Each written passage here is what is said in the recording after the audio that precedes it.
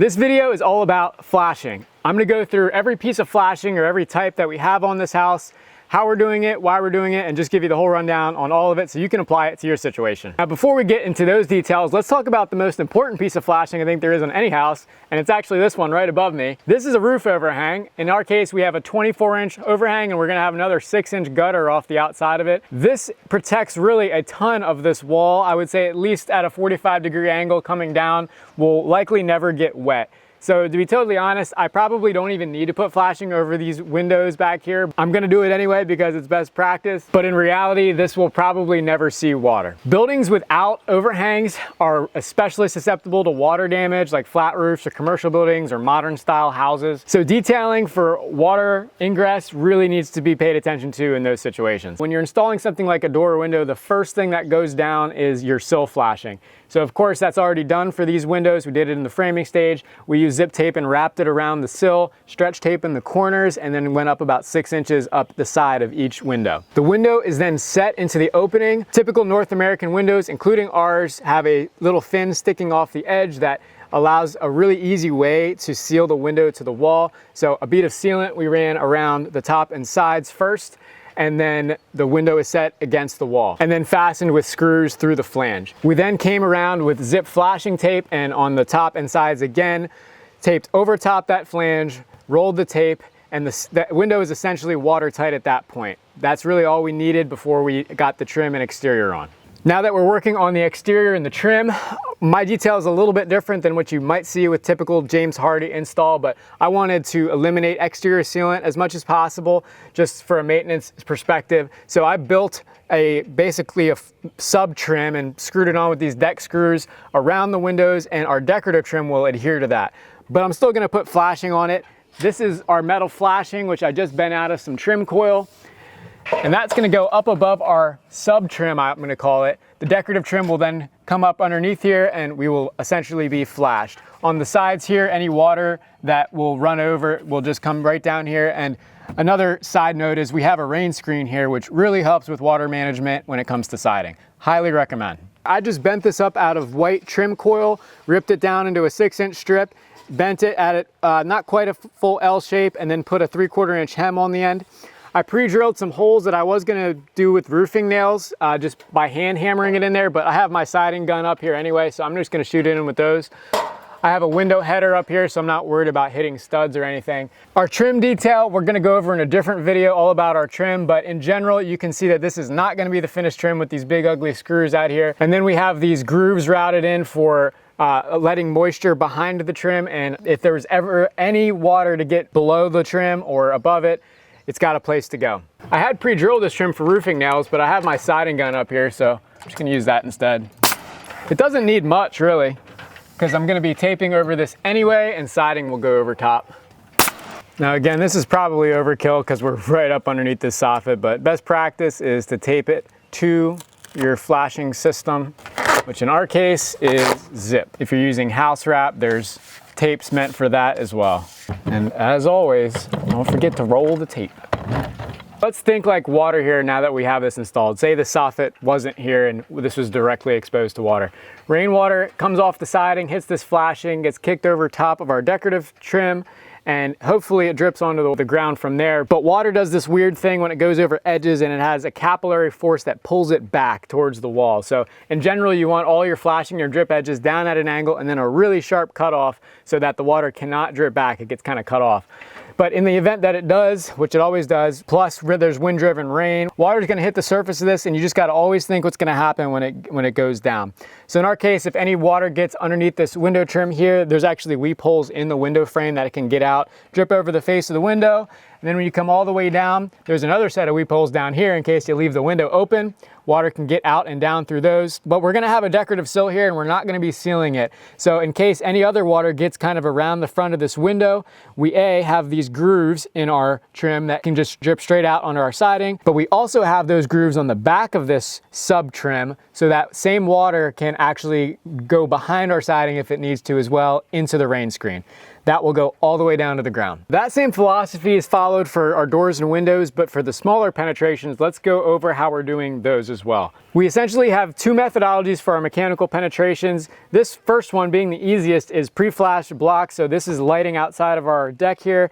This is just a single piece of plastic with a nailing flange incorporated into it. Nail that into the wall and flash it with zip tape before we put our rain screen on.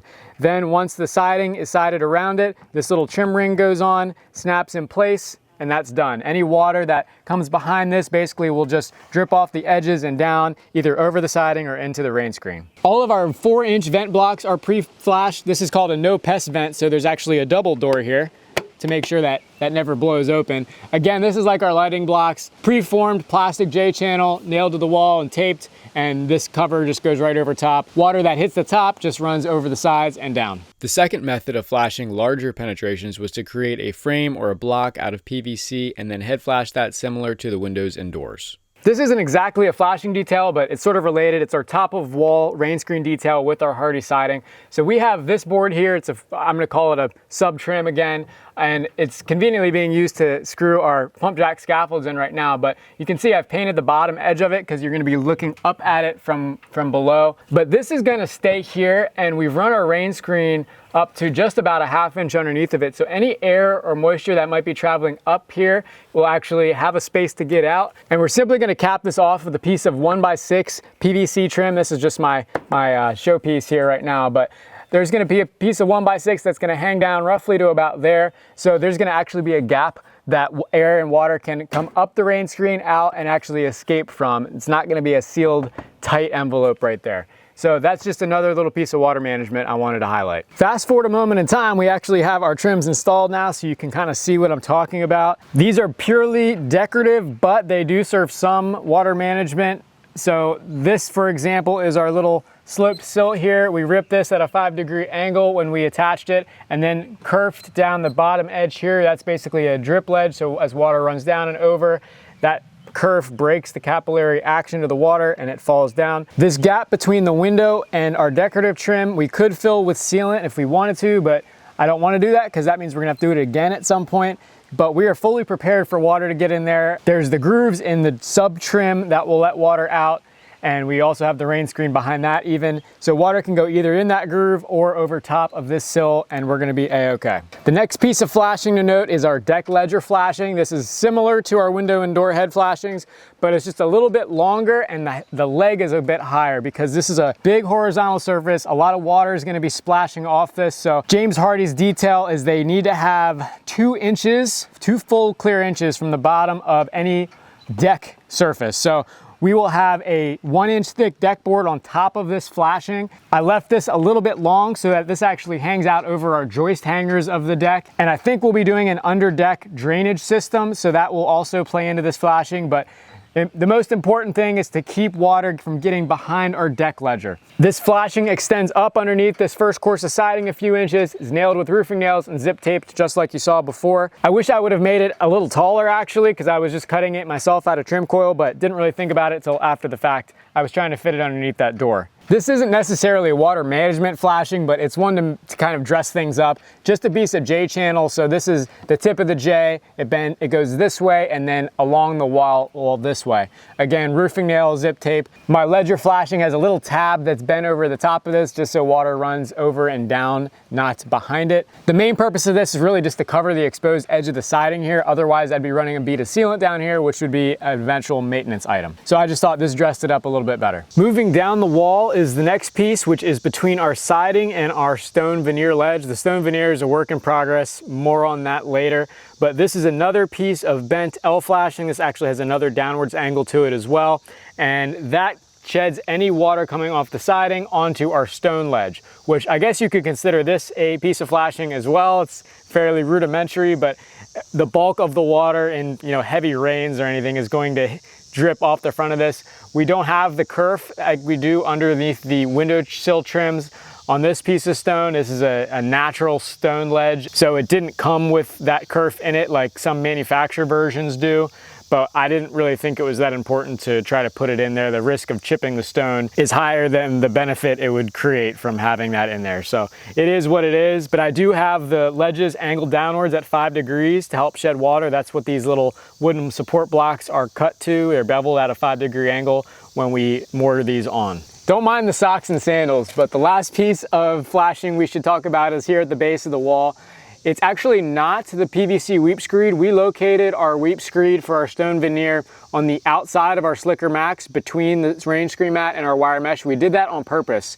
And that is because this is essentially following the flow through design principle of flashing. You can either have a head flashing where the water is shed out and down, or you can let the water flow through. You can flash a deck ledger in these two same ways. And this is actually the recommended detail from Benjamin Obdike, who makes the Slicker Max rain screen, because a typical 3/4 inch PVC weep screed, which is what we have, the nose on it does not stick out far enough to really be effective for any sort of stone veneer or anything with any real thickness more than, say, like stucco. Quite frankly, I don't think it does that much at all. It has these little weep holes in it, and that supposedly allows water to collect inside the weep screed and somehow dissipate out the ends. But most of the time I found those little holes get clogged from mortar anyway, and I just don't feel it's that effective. I've actually tested this with water, and the water flows right down out the bottom of the wall. We're just gonna have river rock here all the way around the house, so there's gonna be plenty of room for the water to go. But in general, I'm very glad that we followed that detail, because otherwise, if we had taped that PVC weep screed to the zip sheathing and then run the slicker over top of it,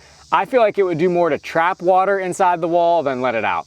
I should also note that we seal our base joint between our sheathing and our foundation with Zip Liquid Flash, which I guess is also a form of flashing. That thick rubberized coating that bridges the sheathing to the foundation also helps make sure that water never wicks up into the bottom of the OSB. And I think this step is pretty critical if you're going to use the flow through flashing design. If not, water flowing down the sheathing could, by capillary action, end up absorbing into the bottom of the OSB and start rotting. So that would be the only downside of the flow through design, but with a properly sealed base joint, and I can tell you ours is because I did it myself and I'm extremely meticulous about it, it will be good to go for many, many years. We use the same Zip Liquid Flash, you can see a little bit of it there, around penetrations that come through the stone veneer, such as these HVAC line pipes. That sealed the pipe to the sheathing before any of this got put on, so we have a good air and water seal there. Similarly, for our hose bibs, any other electrical or lighting blocks coming through the stone veneer, this is actually Zip stretch flashing tape, but we also use normal Zip tape down the sides of this.